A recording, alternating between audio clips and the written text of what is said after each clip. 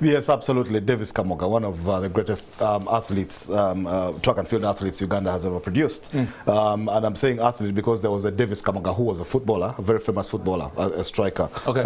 For the bomb, it used to be called the bomber for KCCA, Villa a bit and KCCA mostly, back in the 80s. He's not the one I'm talking about. This Davis Kamoga, though, his story started as a football story as well, before it became the story of the track and field legend we're talking about. Legend because when he won his gold medal in 1996, it was the centenary Olympics, because Olympics had started in 1886 in Greece, if you remember. This was the 100th year of the Olympics, and it was our first track medal from 72 to 96 is 24 years, and our first Olympic medal for 16, because John Davis Mugabe had won in 1980 in Moscow the boxing medal. So we hadn't won anything for a very long time, and that's why Davis Kamoga became a big deal, because of that bronze medal in 1996, which he bettered in 97 with a silver at the World Athletics Championships in Athens, in Greece. It was amazing. But this guy's story, as you see him there on the track there, he had a notoriously bad start. He wasn't a good starter. This is the guy who was barely coached throughout his coaching career, career, because even when he went abroad, he still had managers but never coaches. He never had a coach throughout his career, and it's a big regret that I had lunch with him today and we were chatting. I'm just remembering all days, because we go back a long way, me and him. Yeah. And he said the one regret was that he didn't have a coach throughout his career. He was very stubborn and he refused to take one. But if he had taken one, maybe he would have cut on his start, and shaved a few microseconds off his time and won a few more medals than he did for the country. But this is a guy, okay, he's going to be 54 this year. Born in July 1968. Grew up, that was in Sabia Hospital, but he hails from Gombe, on Cemetery Road, that side, if you know that place. And he studied in Kako, primary and secondary. The Kako at that time, I was also in Masaka at the time when he studied. And then he, for his A-levels, he went to St. James in Jinja. But that's when his dad went broke and ran out of money. So he dropped out. And so that's how the football thing comes in. His brother, he had a brother working for Coffee Marketing Board. His brother brought him and took him to Jime Bachaita Semugabi. This is one of the guys who I'll be talking about in the Smack Stella later. But they took him there, so he was allowed to go and train with Coffee. The Coffee of the Moses Basenas and Maperas, the Ibrahim Wembos and Kajobas and Obadia Semakulas, Musamvu Gwanga, that Coffee. So he couldn't break into that team, but he trained there for a year. At the end of the year, after he wasn't even licensed, asked for a release from Semugabi Bachaita, went to Buikwe. Buikwe now had joined with Nightil. They were called BN United. If you remember, one had been relegated and another was coming up, so they joined forces. He went to that one, spent almost a year there, didn't get a license there either. So he went to Jinja. We used to call it NRA then, now it's UPDF. But he went to joined NRA at Gaddafi in Jinja. Yeah. And that's where he was playing. Musisi Nkolawa, one of, again, our footballing greats, was the coach there. It didn't take too much to the boy, but didn't even give him boots and things. So the guy was playing in Seka Towers. We used to call them Seka Towers. Those canvas shoes back in the day, and also he was sliding all over the place, not looking very good, to be honest. But he played some games and everything. Now, while he was there, I mean, it looked like it wasn't going to work out, the football thing. But he had nothing to come back to in Kampala. I've already told you what had happened. So he persevered, he's hung in there. And this is when this guy saw him. You know the guys who change your lives. Longiros, you know Longiros, as an athletics coach. Yep. But he was still a runner. Benjamin, yeah. He was still a runner himself then. But he saw something in this guy. So he came and told him, look, you're crazy fast. Why don't you come and try some athletics? The guy said, no, me, I want to be a footballer. So he was insisting that for him, he wanted to carve out a career as a footballer. Yeah. But this guy insisted. So, but he convinced him, Longiros, very nice guy, born again Christian, still is up to this day, and all, told Kamoga things about what he saw in him. Took him to the trials in 1993 in Bugembe, in Jinja. Kamoga goes and beats these guys. They are Sonia's. Do you know the guys who were established track and field athletes? This is a guy who walked there. He told Longiros, I don't have running shoes. I don't have anything athletics. He told him, just come as you are. So he went in football shorts and nothing else. They gave him some shoes and he beat these guys. Wow. This is 93 Bugembe. Yeah. So Absalom Ojwang saw him there. You know Absalom Ojwang as well. Yeah. Athletics coach and all. Yeah, so he says, you know what? Come to Kampala. and come and start training with us. So they bring the boy to Kampala to start training. This is 93.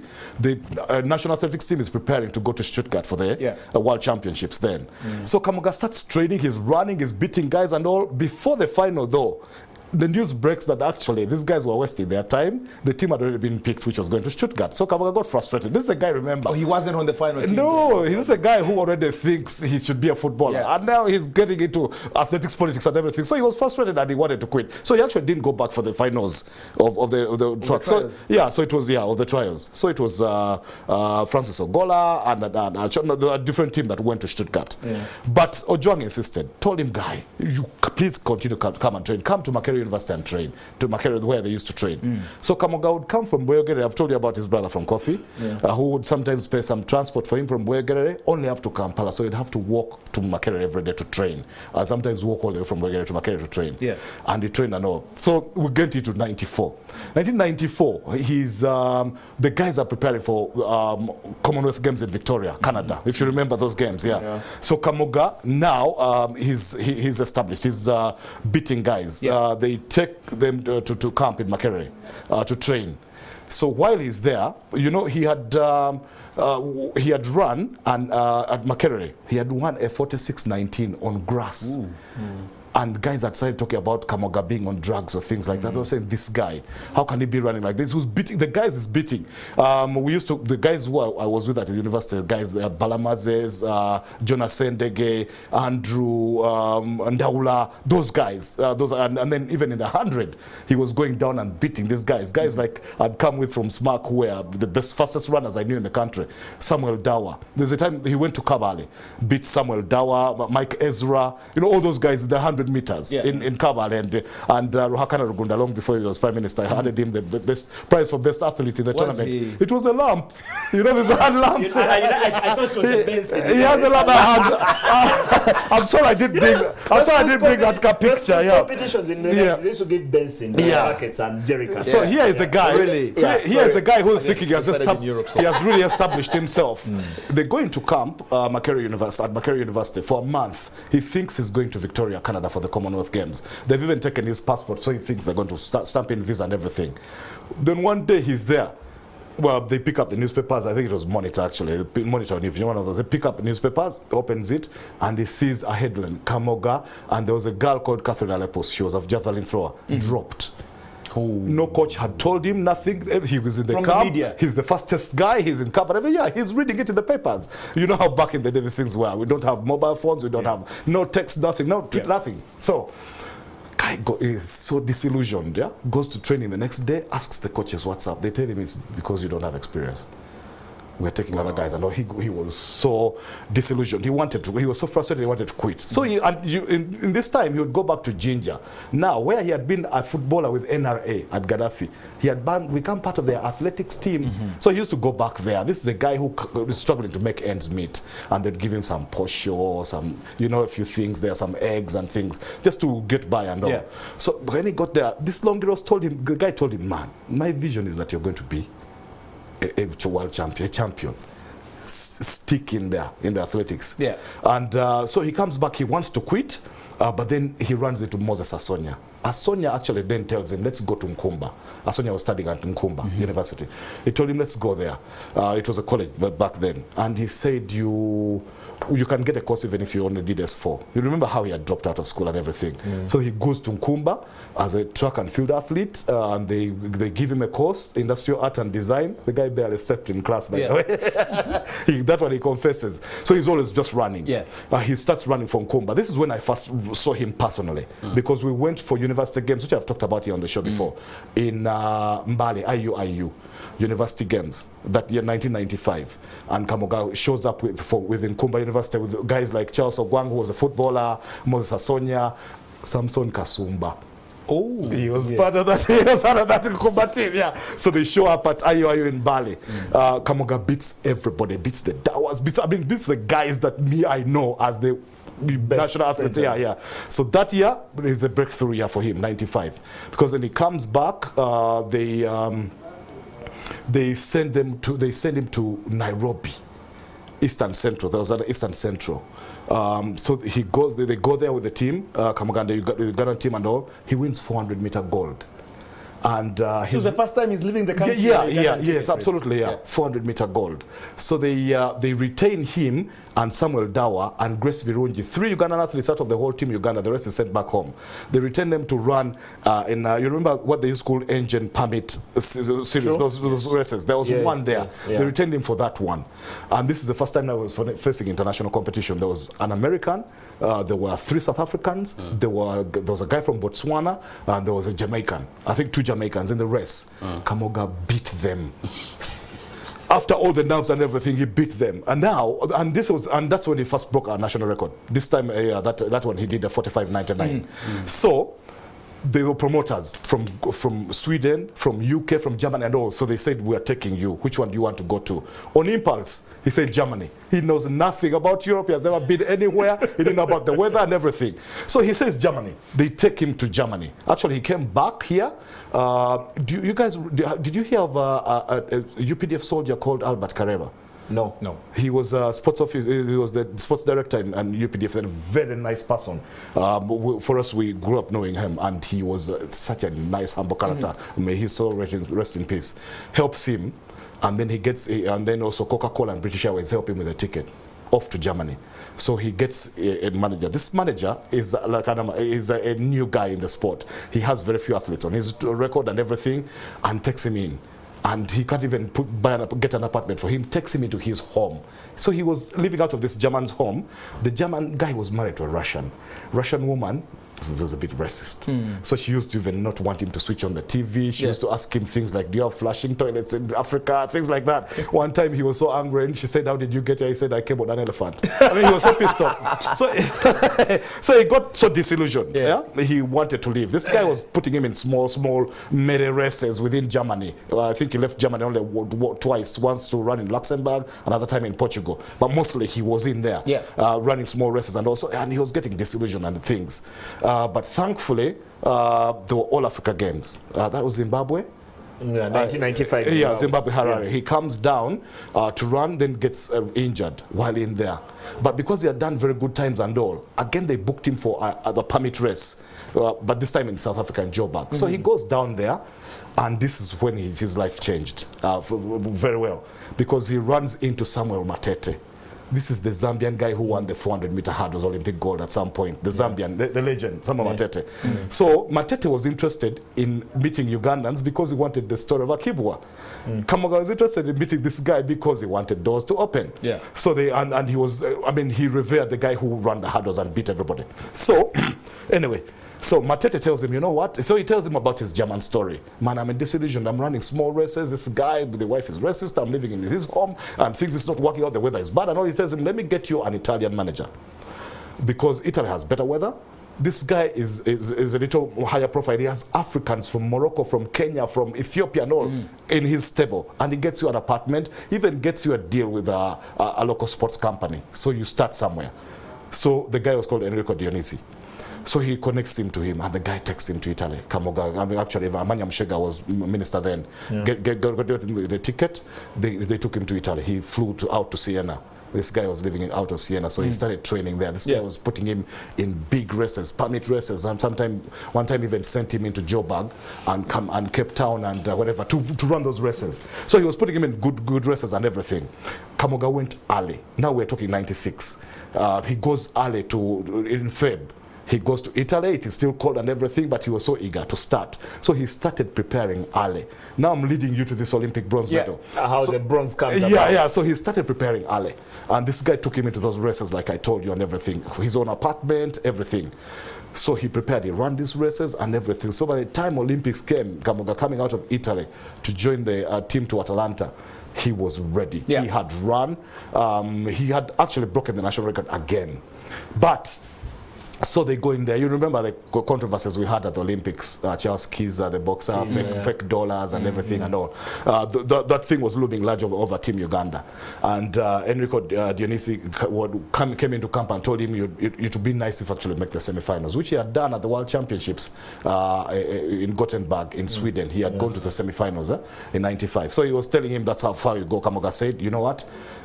this is now Team Uganda. You're not. Please don't come back here. No, Kamoga used to be a very stubborn, strong-headed guy. Yeah. So he threw the guy out of the camp. So he runs Kamoga throughout that whole 96 Atlanta. He was finishing third in his hits, and every hit he was with Michael Johnson. Yeah. Now, there were athletes who were much bigger profiles than him. The two best Africans were Sande Bada, the Nigerian, and Samson Kitur, the Kenyan. You remember those guys? And then, of course, there were, like, for example, when he got into the final, Butch Reynolds failed to make the final. You see how your luck is bad. Butch Reynolds was the world record holder for 400 at the time. Failed to make the final. So Michael Johnson was in there with Alvin Harrison. Yeah, that was the second American. Two Brits, Roger Black and Richardson. Yeah. And then you had two Jamaicans. And then you had Kamoga. Then you had a guy from Qatar, Ibrahim Sulaiman or somebody. So that one pulled up with some sort of muscle pull during then. Kamoga started poorly. But by the S-bend, he was overtaking Alvin Harrison. Yeah. And on the inside, because Kamoga is running in second lane. Yes. Alvin Harrison is on the inside. Yes, yeah. And then Roger Clark is on the outside. Black. Roger Black is on the outside. So Black won silver. Michael Johnson, the greatest runner in that of all time in this discipline, won gold. Kamoga took that bronze. It was a shock. Yeah, I was watching that live back here. We were in total shock. That gold was the equivalent of seeing that bronze was the equivalent of seeing the gold we see now with Perus or Cheptegei. If you remember, because Perus Cheptegei and Cheptegei or Kiprotich. That's how big it was then. It was our first in a very long time, and take Michael Johnson out of that picture, he was the best. Later, by the way, most of those 400-meter runners would test positive and get banned. Jerome Young, Antonio Pettigrew. Pettigrew is the guy who finished behind him for bronze at the 97 World Championships in Athens. After this guy after Michael Johnson again won, everybody tested positive apart from Johnson himself. But you remember, Kamoga, I told you the story before here, when they were after the race, when they were whisked away for drug tests, Michael Johnson was giving press conferences. Everybody else had been taken to give mandatory drug tests, and Michael Johnson was good. So you never know what happened with this. So anyway, that's in a nutshell, that's what happened. So 97, the guy is on a high. Comes back here, goes back to... By the time actually he went to the World Championships, now things had changed from the Olympics. When he went back to Italy, by the time he came down to the World Championship, he came with even his own physio, who he paid for, hotel bills and everything. He wasn't going into the main tent. You know that main tent at the Olympics where athletes go for massages and everything? He wasn't going into those anymore. He had his own team now. He was a big boy. The only thing I've always wondered, and I know Davis, and I've had an interaction, we've shared a hotel in Mbali. At what point did he get that chain? Do you notice? The young... then he shows up with that gold chain, I think, after Atlanta. Okay, so if you allow me a minute to wrap it up. No, 30 seconds. 30 seconds is too short. Okay, because I wanted to say, then after that, I wanted to say then how the career started going down. So he goes back, 1998, he's gone back to Italy. He had these shoes. You know, everybody has his favorite things. Preferred shoes or preferred something that you love to wear all the time. He had his preferred training shoes. And we get superstitious and things like that, get attached to things. But this shoe was not good for him because it gave him that injury, that toe injury, which actually caused the end of his career, even if the career didn't end immediately. Because 98, he failed to make all the championships that we had in there. He couldn't because of that injury. Came down, and even the World's 99 in Seville, he was prepared for the Africa Games that year. He failed. He tried to prepare for the World Championships in Seville, 99. He failed to make those, but he made the Sydney Olympics in 2000 and still fell out in the second round or something. Now at that time, he had clocked 30. The injury was killing him. Nike, he had got Nike sponsorship along the way after the small Diadora contract he first got when he went to Siena and all. So he had got Nike. Now Nike had cut it down to 6 months and all. They were seeing a winning career and everything. So the guy said, you know what, let me quit when I'm on top. So he quit. So that's how it is now.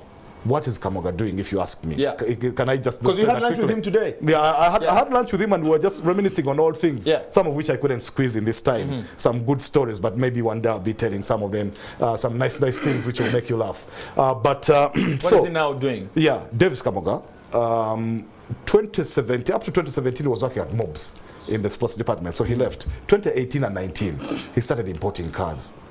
he got into that industry. And he was, I mean, he would get his 4 cars, go to Mombasa, have a week off out of Kampala, and a small holiday while he picks up his cars. He drives one, his 2 boys drive the others, they bring them in, sell and all. But the advent of COVID, 2020, that's when it really got bad, and he dropped out, because you can't compete with the Indians and Pakistanis who are bringing cars in bulk numbers and even giving them away on credit. If you're bringing in only 4, you want your cash and things. So it's hard. So he dropped out of there, and he's been getting by, family and friends and all. But he's now also at the UAF because he works with Fast and Queue in the technical side. Time is up. On the technical side and all. So he does a bit of that work. And but you see some of the things Kamoga is looking forward to. As you remember, one of the things that has happened, you saw these pictures the other day. The Deputy Speaker of Parliament, Honorable Anita Among, how she took him into Parliament and then got him the money to get surgery on his prostate. He was ailing and he needed that badly. And it first came to the fore, I think, when he mentioned it, when the president hosted the chapter gays. So it came to here. So the Deputy Speaker got wind of that and helped him. Back time is up. Now he needs to get back onto, you know, the list which the awards scheme that reward and recognition, which NCS is what the National Council Sports and UOC and Ministry of Education and all are working on. Once that is, because he's one of the guys who's supposed to get on there, and the president, as you heard, ordered they be paid arrears